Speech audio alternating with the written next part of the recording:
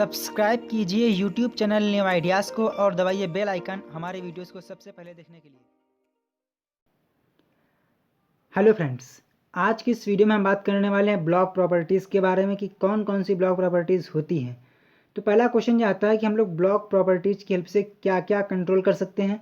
तो इसकी हेल्प से हम लोग किसी भी टेक्स्ट का जो अलाइनमेंट होता है, टेक्स्ट के बीच में जो स्पेस होता है उसको कंट्रोल कर सकते हैं और साथ ही ऑब्जेक्ट के बीच में भी स्पेस को कंट्रोल कर सकते हैं। सो गाइस, जो पहली प्रॉपर्टी है हम लोग उसको देखने से पहले मैं आपको इस पेज का प्रीव्यू दिखा देता हूं। मैंने यहाँ पर एक टेक्स्ट लिखा हुआ है जो कि डिव टैग के अंतर्गत है और मैंने इसका बैकग्राउंड सेट किया हुआ है ग्रीन कलर का।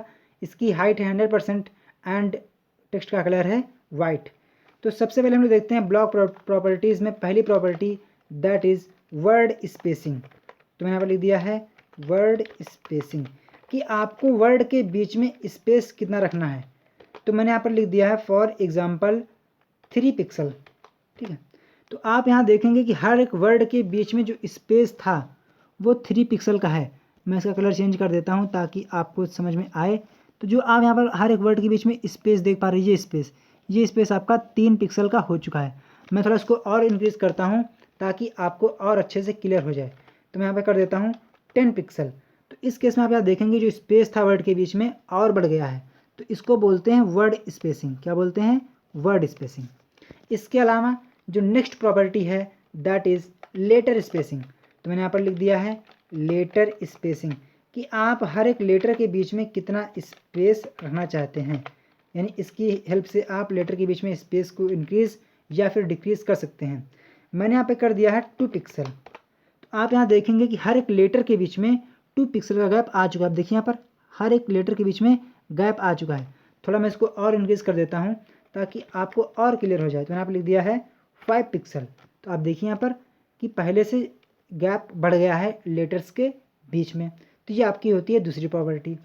जो नेक्स्ट प्रॉपर्टी है दैट इज़ टेक्स्ट अलाइन।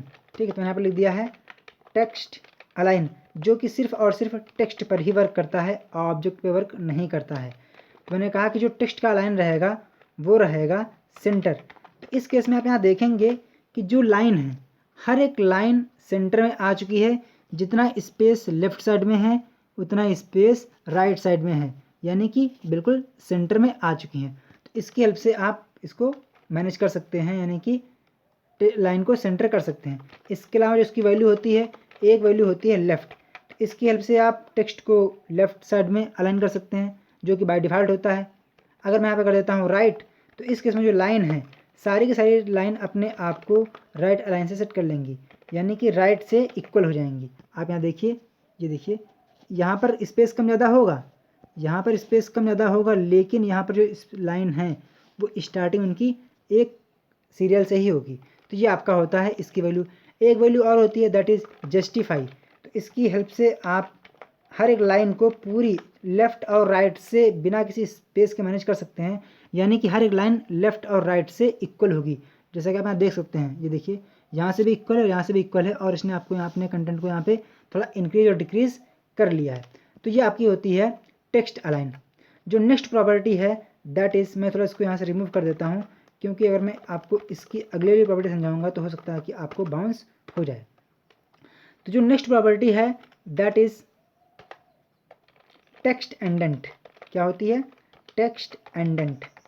इसकी हेल्प से आप क्या कर सकते हैं गाइस, अगर आपने कभी एप्लीकेशन लिखी होगी तो आप यहाँ देखते हैं कि जब आप लिखते हैं एप्लीकेशन तो उसमें आप लिखते हैं रिस्पेक्टेड सर या फिर मैम, और जहाँ से वो वर्ड ख़त्म होता है आप जस्ट उसी के नीचे से लाइन ड्रॉ करते हैं। फॉर एग्जाम्पल ये आपने लिखा यहाँ पर रिस्पेक्टेड सर या फिर मैम, तो आप वहाँ पर उस वर्ड के जो नीचे स्पेस है उसके नीचे से आप नहीं लिखते हैं अगली लाइन आप उसके यहाँ से लिखते हैं, यहाँ से इस टाइप से कुछ। तो इसको बोलते हैं टेक्स्ट का इंडेंटेशन, यानी कि जो पहली लाइन है उसका इंडेंट कहाँ से होगा, वो कहाँ से स्टार्ट होगी।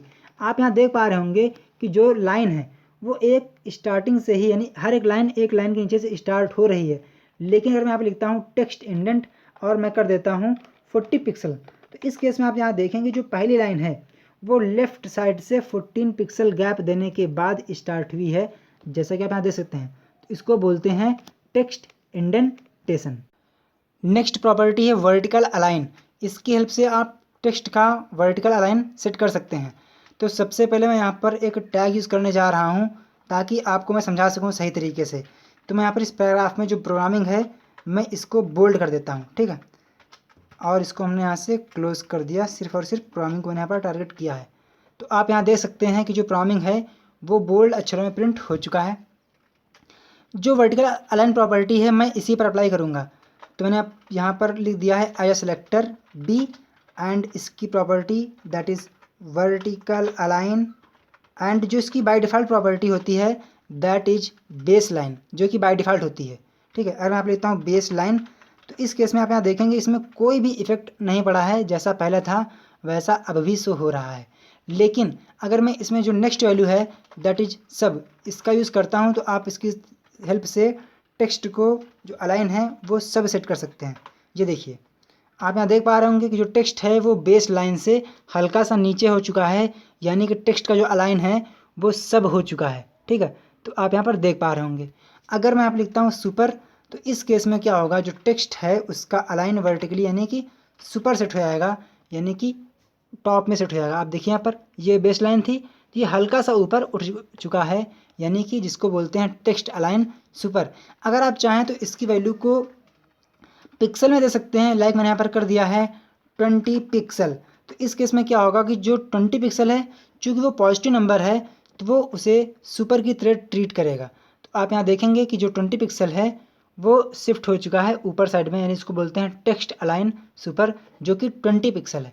अगर मैं इसकी वैल्यू करता हूँ -20 पिक्सल, तो इस केस में वो अपने आप को एज अ सब ट्रीट करेगा और बेस लाइन से वो 20% अपने आप को जो अलाइन है वो सेट कर देगा।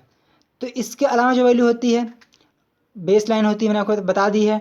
टेक्स्ट बॉटम हो गई, बॉटम मिडिल टॉप, ये इतना वैल्यू नहीं करती है। जो आपकी इंपॉर्टेंट थी मैंने आपको बता दी है, सुपर सब, और इसकी वैल्यू हम लोग दे सकते हैं अपनी मर्जी से भी।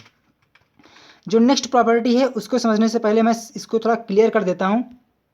तो मैंने क्लियर कर दिया है, जो मैंने एक्स्ट्रा फॉर्मेटिंग की थी मैं आपको फिर से एक बार प्रीव्यू दिखा देता हूँ। तो बिल्कुल ऐसा है। तो सबसे पहले हम क्या करने वाले हैं, इसकी जो डिव की विड्थ है इसको मैं यहाँ पर थोड़ा कंट्रोल करने वाला हूँ, कम करने वाला हूँ, ताकि तभी आपको अगली प्रॉपर्टी समझ में आएगी। तो मैंने यहाँ पर लिख दिया विड्थ, मैं कर देता हूँ 50%, ठीक है। चलिए, तो आप यहाँ देख पा रहे होंगे कि जो इसकी विड्थ थी वो 50% हो चुकी है। तो जो नेक्स्ट प्रॉपर्टी है दैट इज वाइट स्पेसिंग, इसकी हेल्प से आप वाइट स्पेस कंट्रोल कर सकते हैं। तो मैंने यहाँ पर लिख दिया वाइट स्पेस जो बाय डिफ़ॉल्ट वैल्यू होती है नॉर्मल। अगर मैं यहाँ पर लिखता हूँ, इसकी वैल्यू देता हूँ मैं नॉर्मल, तो इस केस में आप यहाँ देखेंगे कि इसमें कोई भी इफेक्ट नहीं पड़ा है। जैसा टेक्स्ट पहले डिस्प्ले हो रहा था वैसे अब भी हो रहा है। लेकिन अगर मैं इसकी वैल्यू जो होती है नो रैप, मैं यहाँ पर इसको लिख दूँ, तो इस केस में आप यहाँ देखेंगे कि जो कंटेंट है वो एक ही लाइन में प्रेजेंट हो रहा है, यानी कि वो ओवरफ्लो हो जा रहा है। मैं आपको दिखाता हूँ, हो सकता है कि आपको ना दिख रहा हो। तो सबसे पहले मैं इसका जो टेक्स्ट का कलर है मैं चेंज कर देता हूँ, और मैं कर देता हूँ ब्लैक, ठीक। एंड मैं इसका बैकग्राउंड कर देता हूँ येलो, ठीक है। चलिए, अब आपको दिख रहा होगा क्लियरली कि जो टेक्स्ट है वो एक ही लाइन में आ रहा है, जबकि इसके पहले जो कंटेंट था, जो टेक्स्ट था, वो जितना ड्यू मैंने सेट किया था उससे बाहर नहीं जा रहा था, बल्कि उसी में उसने अपने आप को एडजस्ट कर लिया था। लेकिन यहाँ पर जो टेक्स्ट है वो ओवरफ्लो कर रहा है, ठीक है। तो ये आपकी प्रॉपर्टी होती है, वाइट स्पेस की वैल्यू होती है नो रैप।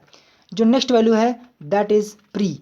तो प्री से क्या होता है, पहले मैं आपको दिखाता हूँ कि इसका प्रीव्यू।